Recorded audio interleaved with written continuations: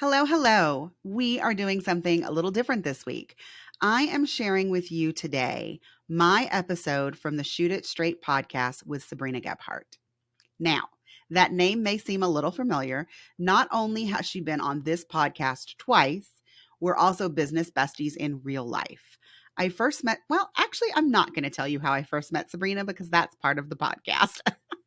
So, what I will tell you is that this podcast episode was about investing in outsourcing, something that both Sabrina and I are super passionate about. I get into how I decided to start outsourcing in my business, exactly what I outsource, what it costs, and what the benefits are to my business and its growth. It is a really great episode, guys. We talk about a lot of other subjects, most important, pricing. So if you have ever wanted to hear me talk more about outsourcing, because I know that on this podcast, I talk a lot about outsourcing your CRM, but I don't talk about holistically what it feels like to outsource in your business. And so this was a really great episode to share with you guys. I hope you enjoy it. All right. Today is a really fun day. The Shoot It Straight podcast has its very first guest. And of course, it is none other than one of my favorite people in the world, a business bestie. Her name is Colie James, and she is a photographer in Denver, Colorado, but she also is a systems guru, a Dubsado expert. She is my go-to for all things tech and automations. And she is just such an awesome person. But I'm going to let you introduce yourself. I mean, how can I possibly go after that? So, as Sabrina said, I'm Colie James. I'm just going to add in a little bit of the personal since she really covered the business. I live outside of Denver, Colorado. I've been married for 21 years to my college sweetheart. We have a 12-year-old who is very sassy and just started middle school. So that's a whole other adventure that we could get into at another time. But one of the business things that Sabrina didn't mention is this is my 10th year of business, and it is my second full year as a Dubsado expert. So for the first 8 years of my business, I did all things documentary, family, photo, and filmmaking. And now I've kind of transitioned. I'm getting older. It's not as easy to chase around the 2 and 3-year-olds. So I've kind of been transitioning my business to be more of a business coaching, systems, setup, that kind of thing. But I am still heavily into photography. I mean, I have enough returning clients to keep me photographing them until I'm at least 50. So That's so awesome. And Colie and I actually met when I was a student at one of her in-person workshops. How long ago was that? 2018. Oh my gosh. So 4 years ago, in some ways, it seems like much longer than that. It 'Cause does. a lot has happened since then, but I attended a workshop that Colie hosted or a retreat, I guess, that you hosted. And I'm going to tell you something that I don't know if you know. I don't know if we've ever talked about this. I didn't think you liked me. Well, clearly I liked you because 4 years later we're besties. No, I didn't not like you. Isn't that My hilarious? personality didn't come across that way. Isn't that so funny? No, I don't think so. I don't know. Anyway, that was just a funny little side note for you. But No, I love you, Sabrina. so obviously we've come a long way. Our businesses have come a long way and changed. A lot of life has happened from 2018 to now 2022. But what I really want to talk about today is something that you do so well in your own business, but also coaching other photographers and creatives to do the same thing. And that is spending your money to outsource things in your business. So let's just start at the beginning. What is outsourcing and what does it look like for you? So I am going to add in one more word. I'm going to say Okay. outsourcing and automating. And the reason Yeah. that I'm going to say that is because there's a couple things that I know are going to come up on this episode today that is not a true outsource because you're not paying somebody else to do it. You're just having a piece of software do it for you easier. So outsourcing is the art of paying someone else to do something for your business. That's my definition. And some of the things that I outsource in my business. So remember, guys, I've got two sides of my business. I've got photography and then I've got my Dubsado setups. So let's start with photography since this is a photographer's podcast. For photography, I have a photo editor. I have a filmmaking editor. I have at various points outsourced like other like marketing type of things. I have a bookkeeper who works on both sides of my business. And I recently, as of this morning, hired a virtual assistant that is going to be doing a few other things for me on both the photography side and the Dubsado side. But other things that I have outsourced on the other side of my business is copywriting.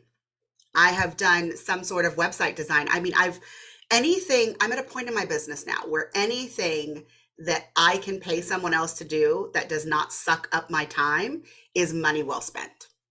Yeah, I feel that so much. I am kind of like you. I'm like, who can I ask to help me make this easier, faster, better, smarter, whatever? But I know, and I personally struggled with this in the beginning.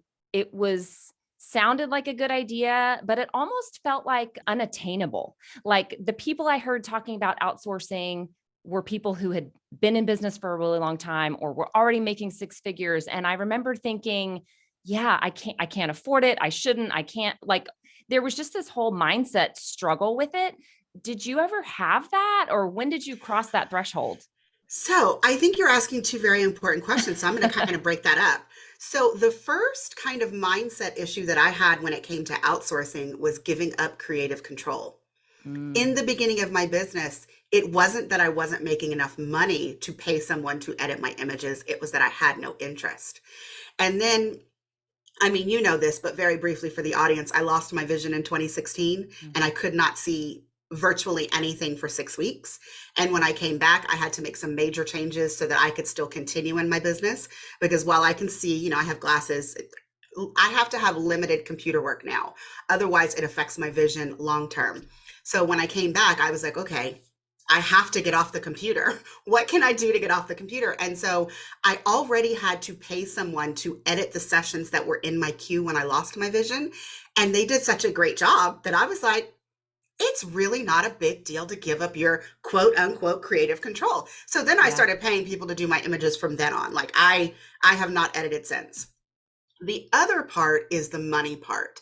And I do realize that, depending on what your services are and how much money you're making in the beginning, it's really a struggle to get over the mindset of paying someone else to do something when you're barely paying yourself. Right. And so I understand that. But the thing that I want everybody in the listening audience to understand is that by paying people to do things, you open the opportunity to take on more clients and then you can make even more money. Right. So those are two different things, creative control and then actually having the budget to pay people to do things. Now, I will say one more thing, and I think it's more a reflection of where my business is now versus before. But at some point in the last 2 years, I have flipped a switch. And when I add something new to my business, like I immediately think, who can I pay to set this up? Or who can I pay to do this for me? Like that is my mindset now versus 3 or 4 years ago. I would have still, figured out how to do it. And then, oh, if it's taking too much time or I don't like it, then I would have found somebody to pay. But like right now, my mindset is who can I pay first? Yeah. And then if I can't find someone, then I figure out how to do it myself. Right, right. So I'm going to go back to both of those statements for a second. So going back to the creative control, or even take the word creative out and just giving up Control. control of things. That is a really hard thing, especially for the type A's. There's a certain personality type that, right, hi, we're raising our hands, that really like to have their hands in everything.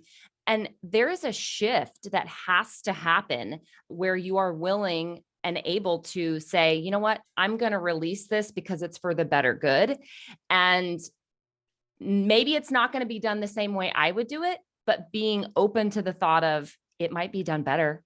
It might be done faster, realizing that you actually don't have to have your hands on everything all the time. Absolutely. And I mean, it could be done better and it could be done faster.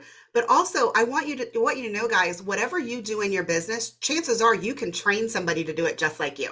Like Exactly. my editing process is when I was working with the image salon, they have an onboarding call. So you get to watch them edit and I'd be like, no, I would do this. And they make notes. And so at the end of the day, they are actually editing my photos just like I would. It's not that I'm like accepting that, this is their process. No, I mean, they have that one-to-one call where you make sure that the decisions that you would make in a photo, they actually implement when they're editing. And if they don't, guys, first 3 to 4 sessions, every time I get a new editor, y'all, I send it back with notes. Yep, exactly. Again, that's my type A personality. Like, if I'm going to pay you, I want it to be done like I want it to be done. Or if you know a better way, hey, I'm all ears. Right. But otherwise, I want to teach you my processes so that it's just like I was doing it. Yeah. Side note, the Image Salon is also who I use to edit, and they have a fantastic onboarding process. Mm-hmm. It is it helps them stand out from everybody else. It is such an incredible process. I love it. Okay. So giving up control is really important. And I feel like personally, I remember, so the first thing I outsourced, and it wasn't really outsourcing as much as it was getting help, I guess, but the first thing I did that I paid for some help in my business was hiring an assistant.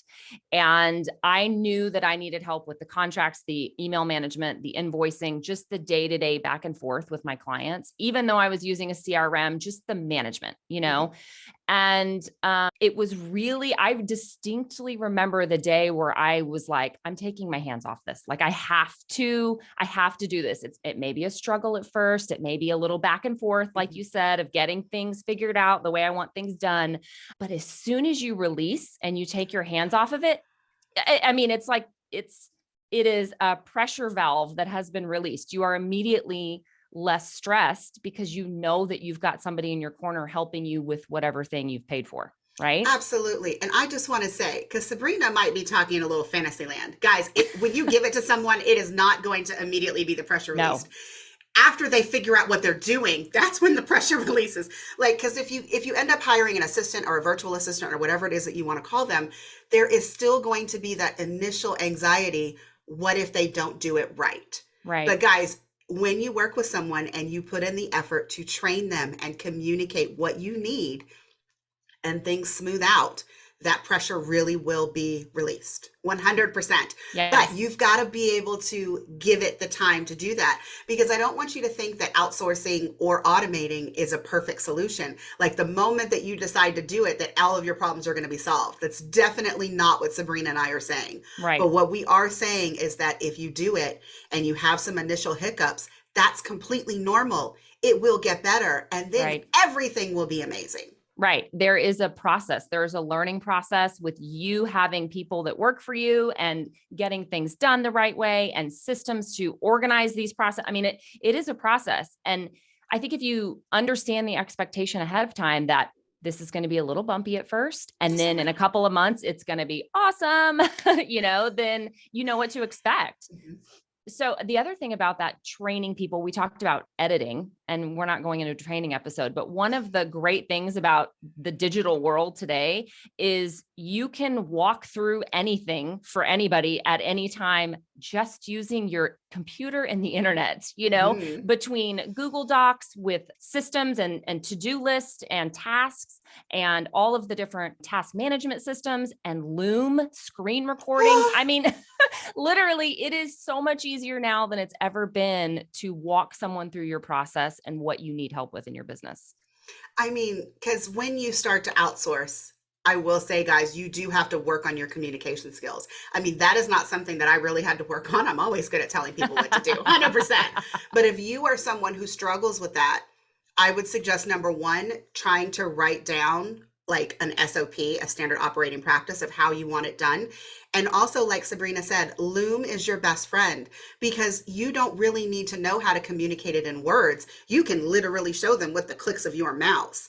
And so, when you move into the world of outsourcing, just make sure that you are communicating clearly what you need. And if things are not happening as you expected, you have to take the step to re-communicate what you need and how it is not happening currently. Exactly. So this goes into a whole other conversation of people have a hard time saying, actually, that wasn't done right. They get a little scared because they're afraid they're going to make somebody mad or upset somebody. But you have to remember that you are in the position of being a boss, and the person you have hired to work for you wants to do a good job, and they want to do it the way that you want it and make you happy so that you can have a long existing relationship. So you're going to have to speak up when things aren't exactly to your expectations. Because they're not mind readers. Right. Exactly. Like, you are thinking way too high level if you think that you're just going to be able to give it to someone and they are going to like read your mind and know exactly what you want. Or if they give it to you and it's not right and you just smile at them and say thanks, they don't know that you are disappointed. So you have to communicate these things. Yeah, exactly. So circling back around to the second thing you mentioned earlier about affording outsourcing. Okay. What I have found is that when you really look at the hours it's taking you to do something versus the cost involved, and then you break it out over how many clients you take in a year or how many sessions you have in a month or whatever method of breakdown you want to do, whatever number you want to look at, it's really not that expensive. It's not. I mean, there are very few things that when you divide it out over, the life of this relationship, that it's not actually affordable. And specifically for photographers, when you're looking at how many sessions you have in a month and the monthly rate you're paying for X help, it usually is very little dollars per session, right? Or dollars per client. And that has always been the most eye-opening to me. Okay, so if I raise my rate by $50 a session, I have covered the cost of X and I've gained this many hours, right? So, I mean, let's talk about photography. I don't do all these things anymore, but let's say, for example, I have a 2-hour session. There's the 2 hours that I spend at the session. There's the 30 minutes to an hour to drive there and back, depending on how far they are from my house. And then there's the back end work. There's the making sure that they booked, making sure that I got paid, gathering their client information, editing their images, uploading it to the online gallery software. But I will tell you what, guys, out of all the 5 things that I just listed, editing images takes the longest. Right. Now, if I'm doing a 2-hour session, depending on if I'm just getting it edited or if I'm getting it edited and culled, I spend between $70 to $100 a session. Guys, that's nothing when you think about the 4 to 5 hours that it would probably take me to cull and edit. Like, that's a lot of time. And granted, I am much faster now, but I haven't actually timed editing in a few years. But when you think about that and you compare it to what you make per hour. So everyone listening, if you don't know what your hourly rate is, you should figure it out. Your hourly rate is how much money you're making in a week or a month divided by the total number of hours that you are working in a week or a month. Now, that can be broken down into different categories like face-to-face client time, back-end work, those kinds of things. But when I try to figure out how much my time is worth, I currently charge $350 for a 1-hour strategy call in Dubsado. So that is my benchmark. If it is going to cost me less per hour to get someone else to do something, I should pay them to do that, because then I could do another strategy hour and pay them and probably pay myself a little bit more. But so for photographers, figure out number of hours that you're spending communicating per client, number of hours that you are spending total on your social media, and divide it by the number of clients that you have in a month, how much travel time you have, how much session time you have, how much editing, and then how much delivery. Figure out the total number of hours that you can attribute to one client, and then divide that into how much you are charging them. If that number is low, it's time for you to raise your rates. Right. If that number is low, I bet you if you outsourced your editing, the number would get higher, even though you're paying someone else to do part of it. So, I know it's a scary thing to take the money that's in your account and start sending it to other people, but that actually gives you the freedom and the space to earn more money in your business. So just remember that next time you're like, but I don't have the money to outsource. Right. And that's what everyone says in the beginning. Everyone, like, that's the thing, is either I can't afford it or I don't need that. Okay. So maybe you don't think you need it. Maybe you're managing everything just fine and things are working. What would you say to that person? Like, how would you encourage them to outsource if they just are like, I'm fine. I'm not overwhelmed. I'm managing all the things. I'm staying on top of everything. Why should I outsource? Are you satisfied with just being fine? Are you satisfied with just not being overwhelmed? Because I got to tell you guys, in the beginning, it's fun. Like, your business is new, you're meeting new people. Yep. But after you come to a certain point, it really does start to feel like a job, even though you still love it, you still do things. I mean, it is your job. And so eventually you have to make sure that not only are you paying yourself the salary that you want, not only are you avoiding burnout, but are you actually making room for the other things in your life that you want to do? Like, going on family vacations, having dinner every night, turning your computer off at 3 p.m. when you pick your kids up from school. Like, I want you to have more goals other than paying yourself a proper salary and not being burnout. There has got to be something else that comes Yep. with owning your own business and making your own decisions and being an entrepreneur. Yeah, I 100% agree. Nobody started a business just to say, everything's fine. We want to be in love with what we're doing. We want to be able to have time, exactly like you said, for family, friends, vacations, maybe creative personal projects. Maybe you're fine where you are, but you really want to grow your business or add another arm to it. I mean, you can't do any of that with fine. You do have to always be thinking forward, because I think that, I mean, because when I built my business, when you just said nobody built a business to be fine, oh no, I really did build my business to be fine. So we had a lot of fertility issues. And so when I finally had my daughter, I was like, I don't want to go back to teaching. I just want to sit at home with her for a few hours. And I didn't work. I didn't have my business yet. But when we started to talk about putting her in preschool, I was like, okay, what am I going to do now? And I wanted no part of going back to the 60, 70 hours that I worked before I became a mother. Like, I wanted no part of that. So I started thinking about what I could do. And that's how I actually opened my business.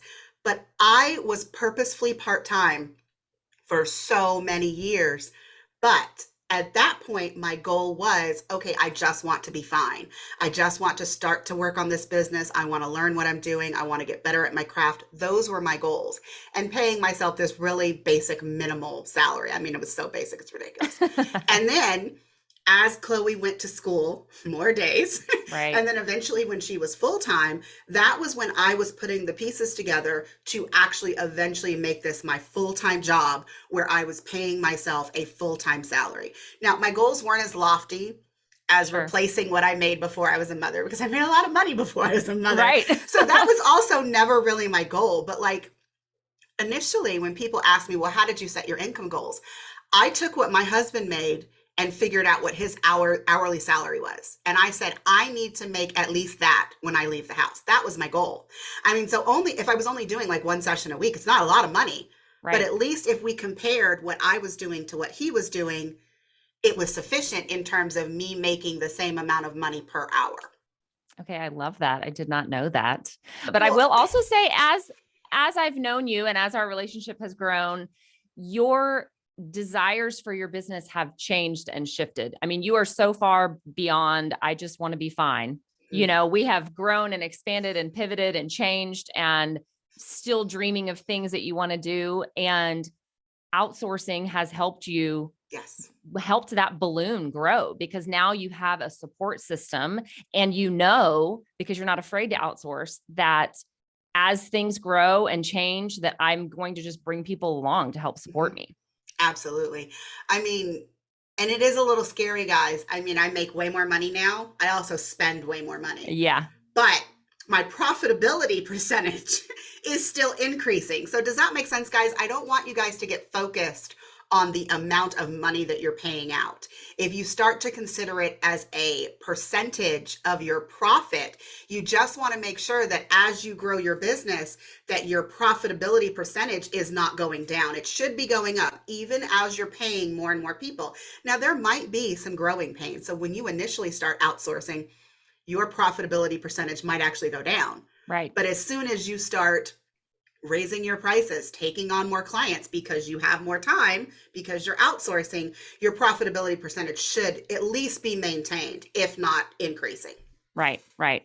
So for someone who is in a position where they're like, yep, you're preaching to the choir. I now really, really know that I need to bring someone on, get some help in a certain area. What is a good place to start with outsourcing, or how do you figure out where to start? So there's the matrix. Have you guys heard of the matrix? So it's 4 quadrants: what you love doing and what you're good at, what you love doing and you're not good at, what you hate doing that you're not good at, and the third one, I just messed up. But you guys know what I mean. It's like 4 quadrants. Yeah. You need to sit down and like write down every single task that you do in your business, client facing and not, for like an entire week. Just write down. And I'm talking every single little thing, guys. If you only have 10 things, you didn't think hard enough. You Right. didn't break it down enough. So write all of these things down. And then you can start to think of, well, like everyone starts with the I hate and I'm not good at, which is Right. honestly a good place to start. But when you start there, you should not only consider that quadrant, you should think about your other three quadrants and compare what outsourcing would cost versus how much time it's taking you and how much money you could be making if you weren't doing those tasks.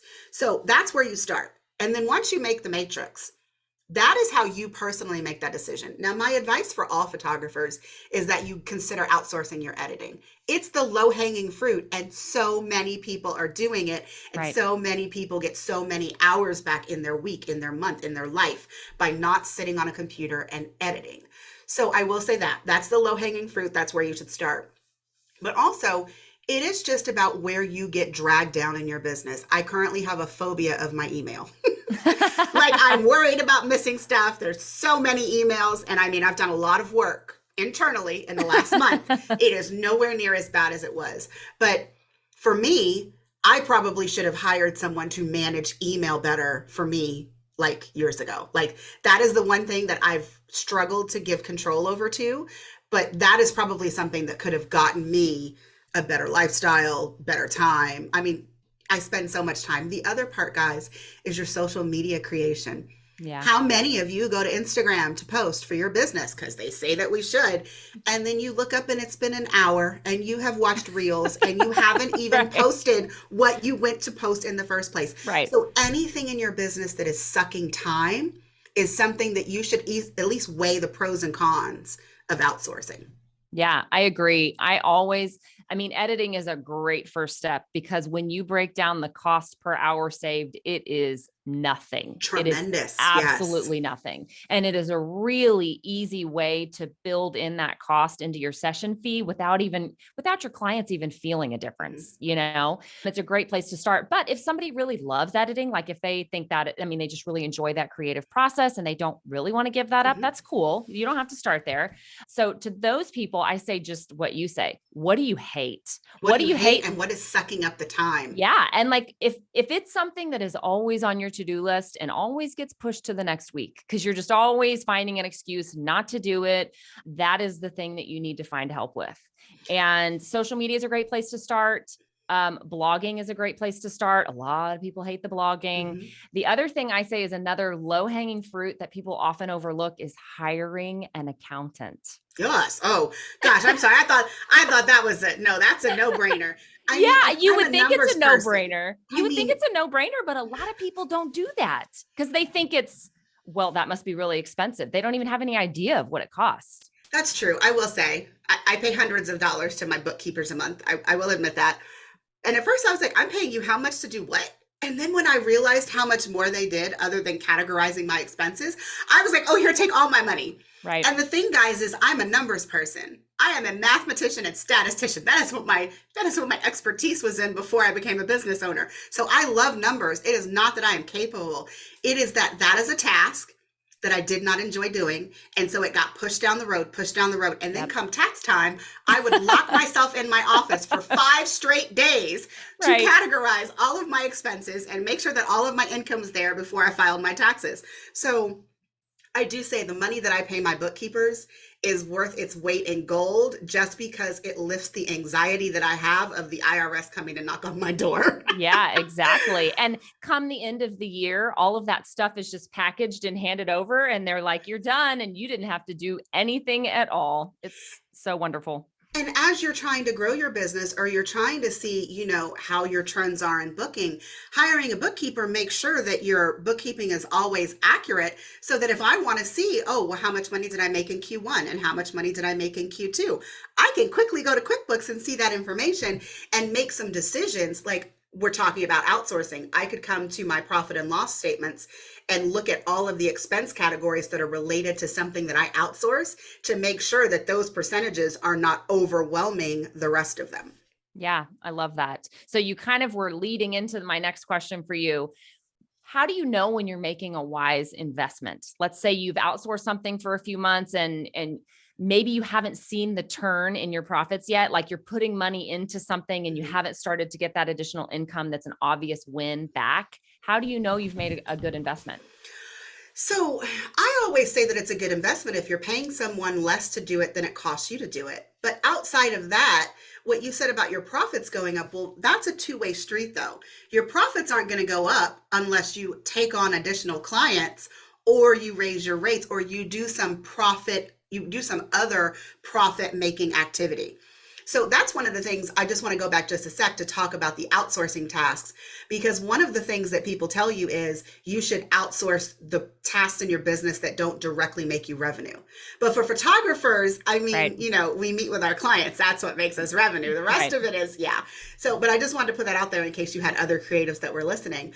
But I just personally try to figure out how many hours I got back. I am not necessarily at a point in my business where I'm watching the dollars as Hmm. much as I'm watching the time. Yeah. So if I give somebody a task and like all of a sudden I have 3 hours per day back in my life, I don't actually care what I'm paying them. Like that Right. is just worth so much. But for those of us, that are still watching the profit, paying attention to the dollars, as long as you are still getting back time, that if you were booking additional clients, you would be more profitable. I would still say that it's worth it. Then you need to work on the profit making activities. Like maybe you need to do more marketing. Maybe you need to do more outreach and things like that so that you can bring in additional clients so that you can start to see your profits increase.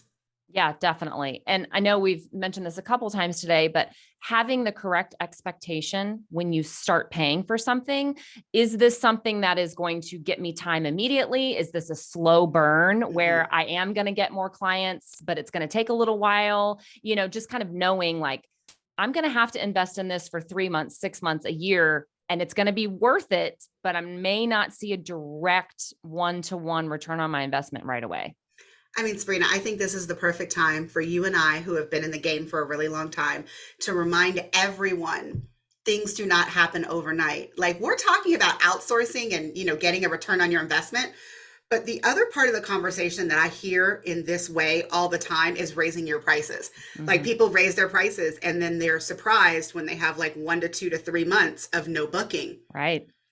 The tide has to turn, guys. I mean, you have to have a little patience in entrepreneurship. It is not immediate gains for almost anything. So I always tell everybody 3 to 6 months is a good waiting period to figure out if you're getting a good return on your investment. Because let's talk about podcasts, guys. This is not a revenue making, Right. it's not. Right. And Right. so you do have like at least 6 months of growing your audience, and everything that you put into that isn't making you any money. But if you Exactly. see the long-term gains, you figure out that it is a wise investment. And then maybe a year down the line, if you still haven't, increased your audience, increased your conversions, those kinds of things, then you can talk about, what it is that you need to change. But like not everything is going to give you immediate gains. Yep. Exactly. Exactly.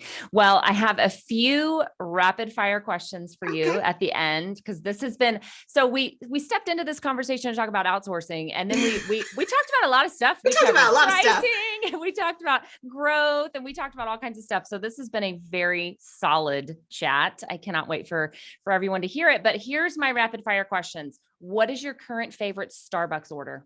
I am a white mocha blonde girl. It has to be blonde. I get very upset if I get there and you don't have any blonde espresso. Yeah, amen. And there was totally like a blonde outage a few months ago, and it was out It was everywhere. And so I was tragic. very, very sad. Okay, number two, dream vacation. And don't you dare say Disney. Okay, so she didn't let me say Disney, guys, so I got to think of something else. I love Puerto Rico. I Mm, have not been since before I was pregnant, and I'm trying to fix that. I slowly but surely planning a trip for my husband and I soon. But like San Juan is beautiful. I always say that it's like a better version of Hawaii because it has better food. oh, So see, I I love love Puerto that. Rico. Yeah. Okay, I love that. Thinking back over the course of your business, what was a decision or an investment you made that was the biggest game changer for you? So for photography, I would say even though not all of my clients get Simple Sales is a program that it's a pricing program for photographers. And even though I didn't implement it across all of my business for all of my clients, the ones that I have put through the process, I have gotten hundreds of extra dollars per session. So it just enabled me to be able to really start educating clients on printing their images. And then I wasn't feeling guilty about giving people all of the images that they don't need or want. Because I will say that was a hang up for myself for a very long time. But as a photographer who hires other photographers to photograph my family, I'm often given images that I don't like in my gallery. I mean, Right. I'm a big girl, guys. Sometimes the angle just isn't flattering. I don't like my expression. That doesn't take away from my joy of being photographed or seeing my entire gallery. And so once I started to think about it from that perspective, I started to realize my clients don't need their entire gallery. They don't. I am perfectly satisfied now with them just taking the images that they love, that they want to keep. Yes, the simple sales program that our friend Anami teaches is wonderful. I will link that in the show notes for sure. Okay, last rapid fire question. If you weren't in photography/coaching, what would you be doing? Well, my easy answer would be I would go back to being a professor, but I wasn't happy doing that when I went into motherhood, so maybe not. Do you know what I'm obsessed with? Which is What? funny because I don't like selling. I love real estate. Like, absolutely love it. Really? So before I opened my photography business, after I was a mother, stayed at home with Chloe for a few years, the things that I was considering was opening a daycare, getting a real estate license, or becoming an accountant. So those were the things that I was Oh my considering gosh. before I, opened my photography business. But I mean, I really do love the prospect of being a real estate agent, looking at the details, helping clients sell and buy the house of their dreams. So, maybe that's the next career path for me. I could really see that. I really could. So I could totally see you doing that. This has been such a fun chat. I am so thankful that you agreed to be my first guest on the podcast. You made this easy for me. Friend, tell everybody where they can find you. You can find me at coliejames.com or on Instagram. I'm at Colie James, or my podcast is the Business First Creatives Podcast, which Sabrina has been on. I have, and it's a great one. All right, you guys, that's it for today. Thank you for listening. Bye-bye.